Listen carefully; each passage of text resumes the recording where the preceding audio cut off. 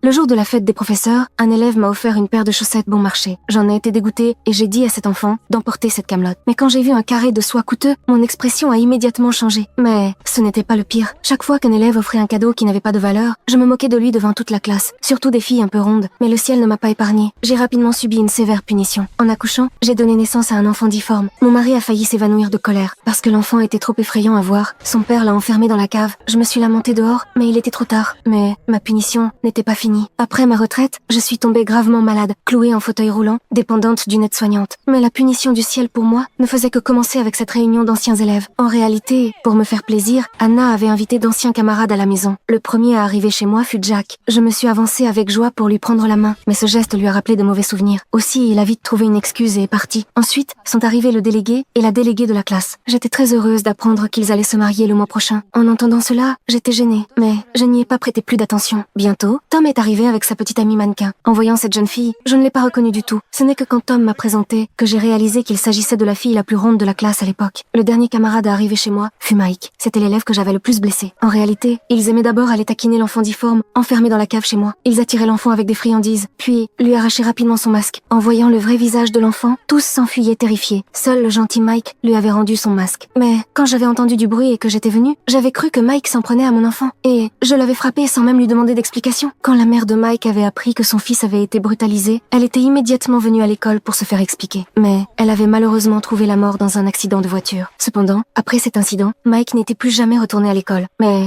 des décennies avaient passé et j'avais depuis longtemps oublié ces histoires. Profitant d'un temps magnifique, la fille autrefois ronde m'avait poussée à me promener. Arrivée dans un endroit désert, se rappelant que je m'étais moquée d'elle quand elle avait cassé le pèse-personne et que j'avais même pincé son ventre, toute la classe s'était moquée d'elle. Mais moi, je disais ne pas m'en souvenir. La jeune fille disait que c'était grâce à mes moqueries d'autrefois qu'elle avait aujourd'hui un corps mince. Parce qu'après avoir été moquée par toute la classe, elle avait juré de changer. Alors, ces dernières années, elle avait fait de la chirurgie esthétique. Prise de panique, la jeune fille m'a poussée vers le bord de la falaise. Terrifiée, je me suis empressée de serrer le frein à main, évitant ainsi de tomber du précipice. Pendant le repas, les camarades évoquaient leurs souvenirs embarrassants. Mais moi, je ne réalisais pas la rancune des élèves. J'allais même jusqu'à dire que, si je n'avais pas été sévère avec eux, ils ne seraient pas devenus des étudiants aussi brillants. En entendant cela, le délégué de classe s'est rappelé de mes mauvaises actions. D'un coup de pied, elle a renversé le grill, puis est partie sans se retourner. La réunion s'est terminée dans la discorde. Ce soir-là, pendant que la déléguée adjointe me donnait un bain, elle m'a demandé si je me souvenais de la carte de vœux de la fête des professeurs de cette année-là. Sa mère et elle avaient passé toute une nuit à la fabriquer, mais je les avais humiliés publiquement. Sur ces mots, elle m'a jetée dans la baignoire, me laissant glisser le long de la paroi, incapable de bouger, tentant de me noyer. C'est alors qu'Anna est soudainement arrivée. Voyant que son plan de vengeance avait échoué, la déléguée adjointe est retournée dans sa chambre en colère. C'est là qu'elle a soudain découvert son fiancé immobile sous les couvertures. Alors, elle a soulevé lentement la couverture, mais il n'y avait qu'un masque de lapin en dessous, avant même qu'elle n'ait pu réagir.